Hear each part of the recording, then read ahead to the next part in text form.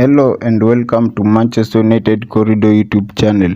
Please subscribe to this channel for the latest Manchester United news. Manchester United identifies Harry Maguire's replacement. Constructive discussions have been held between Manchester United and OGC Nice for centre-back Clair Todibo. Manchester United are waiting for the sale of Harry Maguire before taking action for Todibo. West Ham have accelerated the transfer for Maguire and hope to complete it soon. Clair Todibo is interested with joining Manchester United.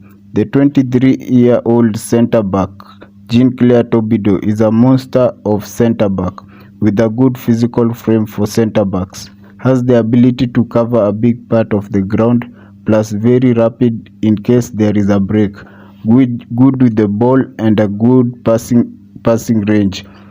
That's the latest news about Todibo transfer to Manchester United. Thanks for watching this channel and remember to subscribe.